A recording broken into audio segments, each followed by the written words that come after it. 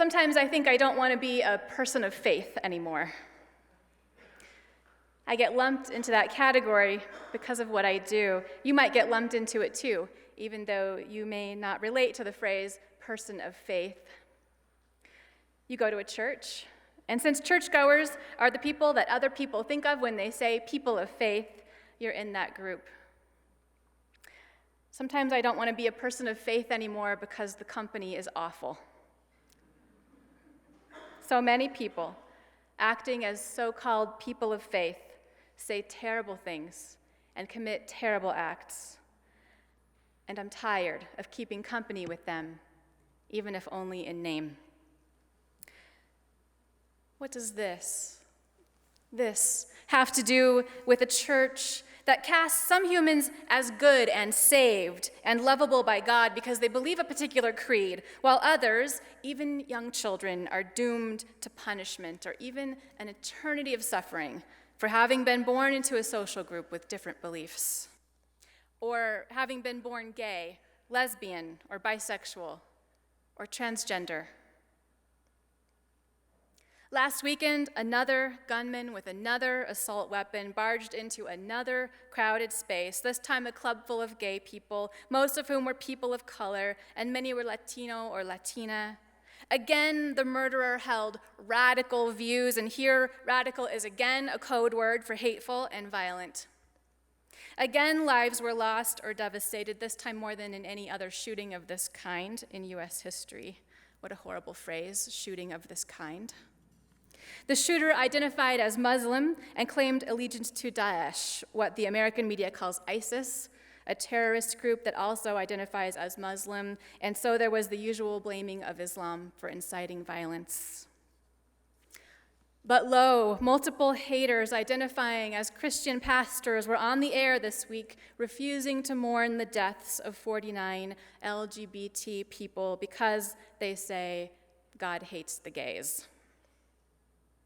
They, including Pat Robertson, who has a large body of followers, expressed hope that more killing would occur of both Muslims and gay people.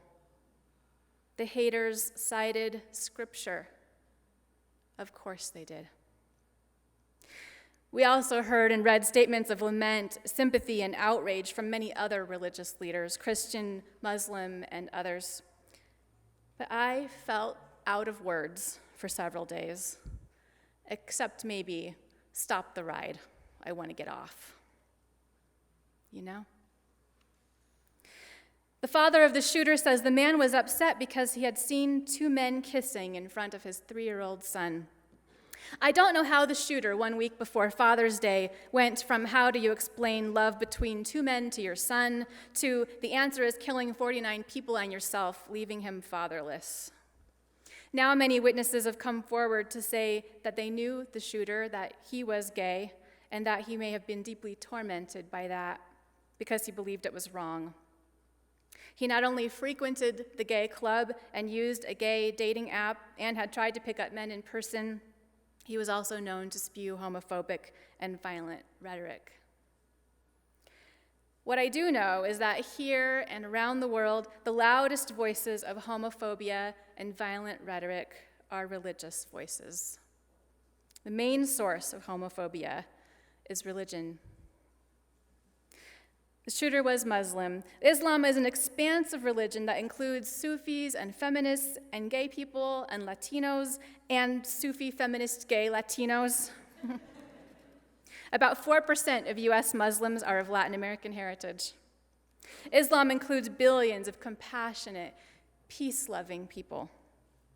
It also obviously has some branches of violent fundamentalism. And yet we know that in our country, the religion that is used most loudly and frequently to condemn difference and incite violence is the one we heard invoked the most in the news this week, the Christian tradition. The tradition from which our own denomination emerged.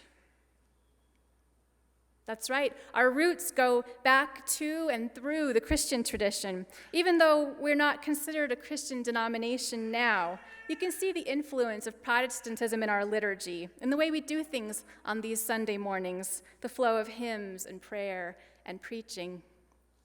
Our religious ancestors broke with Christianity gradually, beginning when we stopped taking the Bible literally and began understanding it as a collection of smaller works, literature, historical works, poetry, and the occasional angry or despairing rant.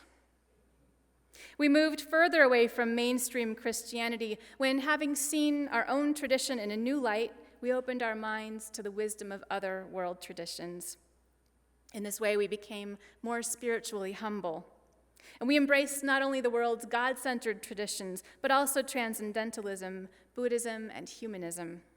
It's worth noting that our religious ancestors understood this kind of open-mindedness as a very Christian approach.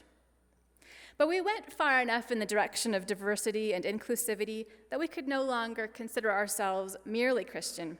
Our path evolved in a different direction than the mainstream, and here we are. Yet we are still somehow in the company, at least in public perception, of those whose beliefs stayed lodged in or evolved into something intolerant. And those people are vocal in their opinionated rhetoric. Bigotry and fear take up too much of the religious space in our country. Religion does not have to be that way. It should not be that way. A few months ago, I preached a sermon called As You Are about self-acceptance. In it, I spoke also about non-judgment and accepting others. Afterward, a man named Matthew, a member of our church with an earnest and curious mind, asked me some questions. What if someone wants to do evil? Should you judge them then? He asked. And what if you feel hateful? Should you accept yourself then? Good questions. Our liberal tradition is writ large grounded in an acceptance of difference. We honor many paths, many ways of being, and we're called to practice this not only in the big denominational sense, but also on the individual level, with one another. To be in right relationship with each other by meeting each other where we're at with curiosity, compassion, self-awareness, and empathy, avoiding judgment. We are called to practice these things with each other at church and in our families also. I put this sermon title on the preaching calendar many weeks ago, intending to talk about just that piece, about non-judgment and love in our families, between fathers and children and in other relationships. But then last Sunday happened, and suddenly Matthew's question sounded different and more urgent. What if someone wants to do evil? Should you judge them then? What role, if any, does non-judgment play right now? If that question makes you cringe a little, I totally get it. Non-judgment sounds like a naive, passive way of being in the presence of violence and hate. It sounds like a self-protective, indulgent way of being even, something maybe only a person with the privilege of distance and safety could advocate. And indeed, that kind of non-judgment would be incorrect. What's true is that while we're responding to tragedy and violence in the immediate ways that we must, by helping the survivors and comforting the bereaved, by enacting laws to deter future attacks, only the slower, person-by-person work of teaching non-judgment, empathy, presence, and acceptance will prevent future acts of hate and violence. In cases where violence or systemic oppression has already occurred, it's right, in fact, it's a moral imperative to acknowledge that harm has been done and great suffering inflicted, to mourn, to stand in solidarity with those who have been most harmed, and to work for justice, healing, and peace. That is what we must do.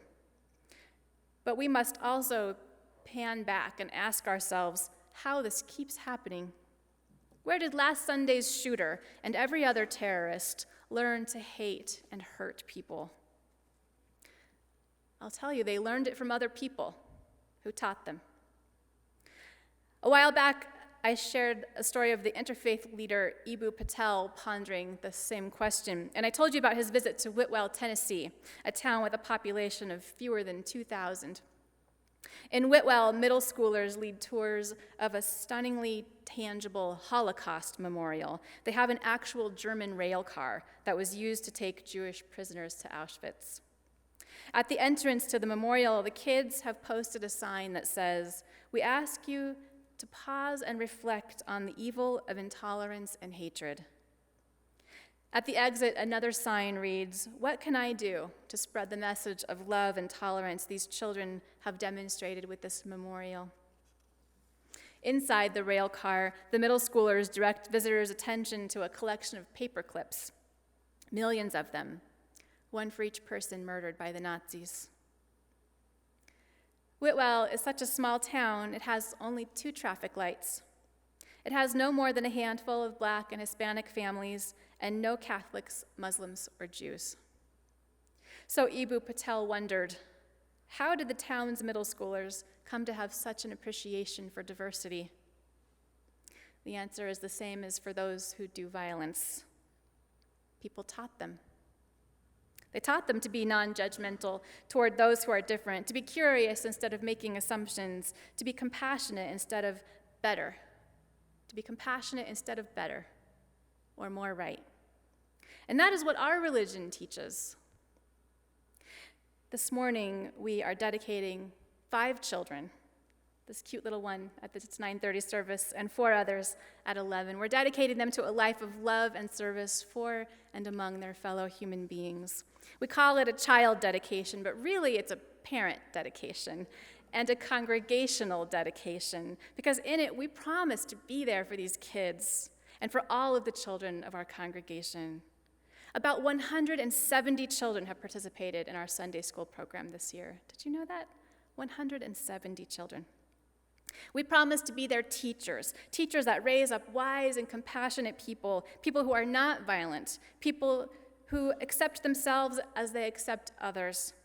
Every one of us is tasked with teaching that to our kids. Even if you don't personally know the kids, you teach by your example, by being part of this congregation, by supporting this place, by showing up and being the best self you can in the most compassionate, non-judgmental way you know how. If you want to do something more directly to work for a peaceful world, sign up to be a Sunday school teacher a couple of times per month. Really.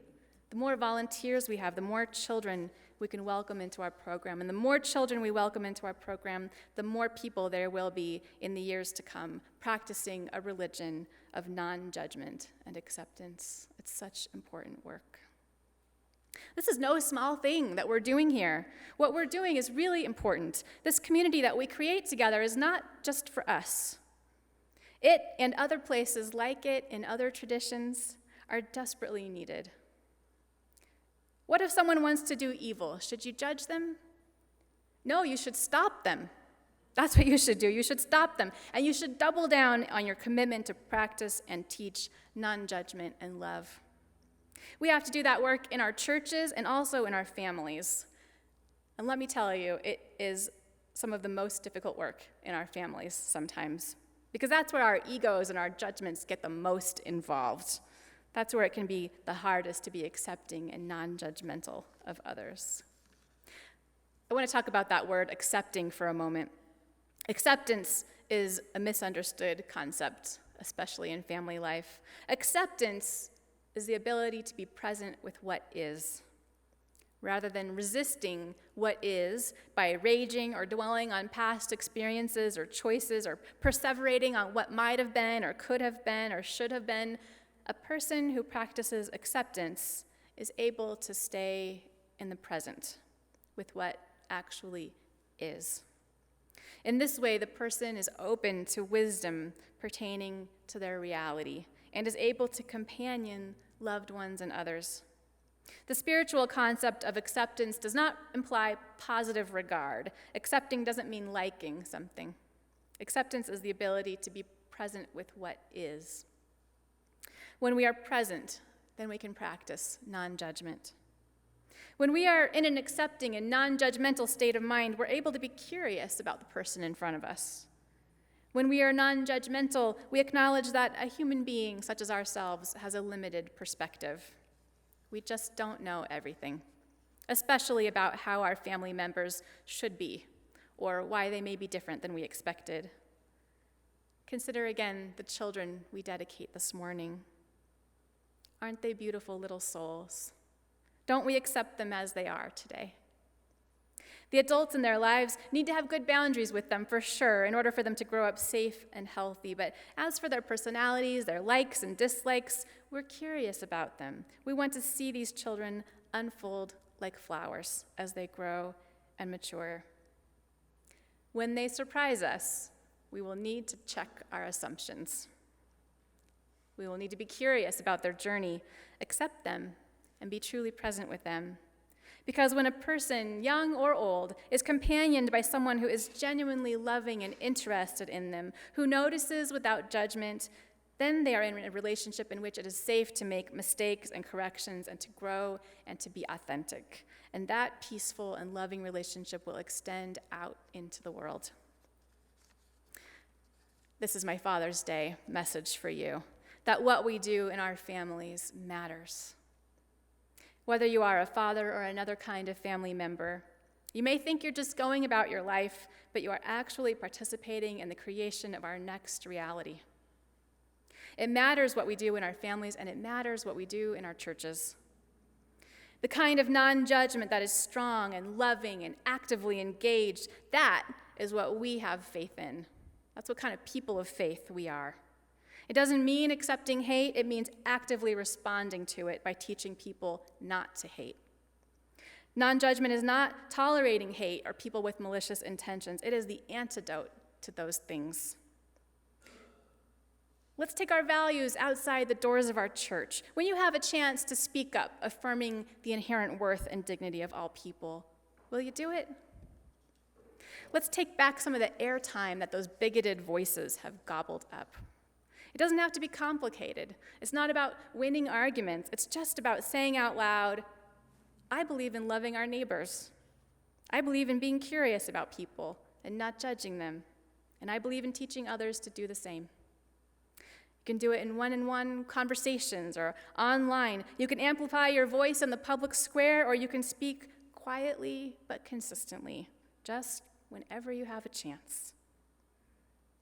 And sometimes we speak up by showing up. The morning before the shooting was the day of Albuquerque's annual Pride Parade. Adult volunteers from our congregation had helped organize our youth to turn out. The adults and youth brought banners. Some wore bright colors, some wore daring outfits. Some were straight, some were gay, some were transgendered, some were confident, some have struggled with their identities, with self-acceptance and loneliness. Some have overcome that struggle, and some are still in the midst of it. At the starting place, I smudged glitter on the parade walkers, young and old, and blessed them with these words. May you walk with pride, courage, and love today and every day. And they went out proclaiming their presence, proclaiming with their presence and with their words, the Unitarian Universalist gospel of love and non-judgment. They had a lot of company, thousands of big-hearted people in Albuquerque, all standing on the side of love together. Our closing hymn is Standing on the Side of Love. You can look it up in the teal hymnals if you want, but we're going to project the words on the wall up here, along with some images from the parade that you can take with you in your hearts this week.